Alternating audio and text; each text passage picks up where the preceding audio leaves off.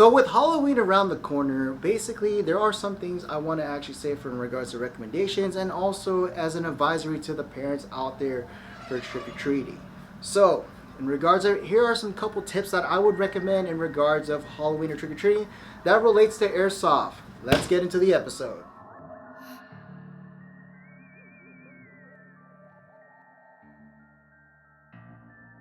Hey, what's up guys, and welcome back to another episode of Airsoft Master. And today we're going to talk about a couple more tips and pointers in regards of Halloween being around the corner. As well to that, what's the do's and don'ts that you can do in regards to trick-or-treating or in general doing a Halloween party in regards of relating to the Airsoft gear or even Airsoft guns in general.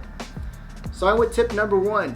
Surprisingly enough, tip number one is that the fact that if you need a costume in general, you have a costume. Surprisingly enough, is the actual tactical gear. Now, it is kind of controversial about wearing kind of law enforcement type of gear out there because the fact that it can mistake you as an actual law enforcement, which is a impersonation officer. Just be careful about that on Winfield, but there are other ideas you can actually dress up as, such as, I don't know, maybe as a Star Wars Rebel itself, an Imperial Trooper, or even in general, just anything that's close enough with the tactical gear itself that you need. And again, the pouches do come in handy for other stuff like that in regards of other things that you can use it other than just pouches or any other purpose that's out there. Tip number two, if you carry an assault pack or any other backpack that's out there in general, surprisingly, if you're going to go trick-or-treating or anything in regards of Halloween parties itself, it does carry a lot of stuff. Mainly the fact that, think about it, if you're using it for something like such as carrying your water, your radio, your BBs, imagine all the candy that you get out of that. And one thing that's the difference between, oh Mike, what if I just use a pillowcase? Here's one thing that your pillowcase don't have: shoulder straps. Saves you the trouble of carrying it and just dragging it on the ground and possibly ripping your actual pillowcase. In general, not that I have any experience about that, but yeah. Anyways, again, you still have enough space to carry a lot more stuff out there, and it makes it a lot easier to carry even some other things, which leads to tip number three. Always carry water with you and hydrate, because the fact that no matter what, your costume's going to get hot and you're going to get really sweaty and possibly overheat even though it's really cold and no matter where we are. But the fact of the matter is, always hydrate properly, because the fact that, guess what, it's going to get really sweaty. And as well to that as well, my older group, please, for the love of God, no one wants to see you actually be really sweaty, wet, and also smell bad.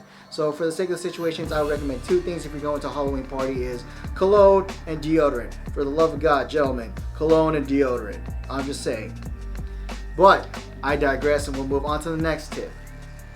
And now for my last final recommendation, also for my tip in regards of Airsoft in general for Halloween or even trick-or-treating around the area with Airsoft gear in general.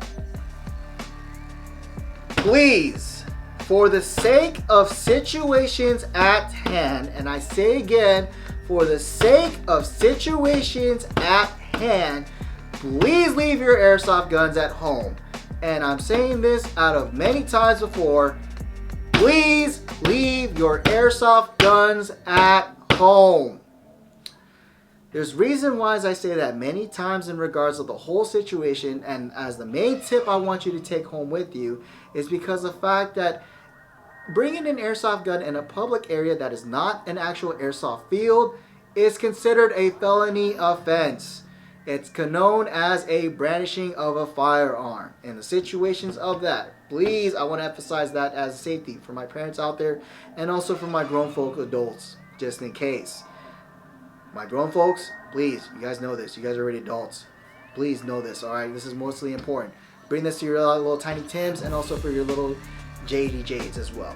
I'm just going to say that in general, please leave the Airsoft guns at home because, again, brandishing a firearm can lead to a lot of problems.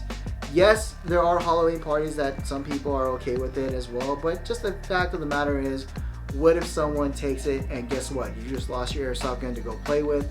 And second of all, what's the other intentions of it? You don't know what might end up happening to it. So I would just say, for the sake of situations, just leave that at home and you won't have to worry about losing it or seeing it cause trouble. And trust me, we've seen it before. Now, if you want to bring it in anywhere else, I would say just go bring it to go play Airsoft earlier. Guess what? Halloween is on the 31st, so by that time frame, there are a couple of places like on the weekend that you can go play Airsoft in your costume. Yes, it's kind of weird, but guess what? There's nothing wrong with actually celebrating a little bit earlier, and the fact that, hey, nothing wrong with cosplay. As one thing we know for Airsoft, Airsoft is just one big fashion show or cosplay. Now, I'm going to get flamed for that, but I'm just going to say that it is somewhat true, and I kind of agree with that situation. It's, again, just one big cosplay and fashion show. But I digress in regards to it. Airsofters, please put your tips on below of what else that I missed out on, and also the fact that what do you guys recommend in regards to situations like that. But other than that, my name is Mike. I'll see you guys in the next episode, and also, happy Halloween, guys. This video is brought to you by Airsoft Master.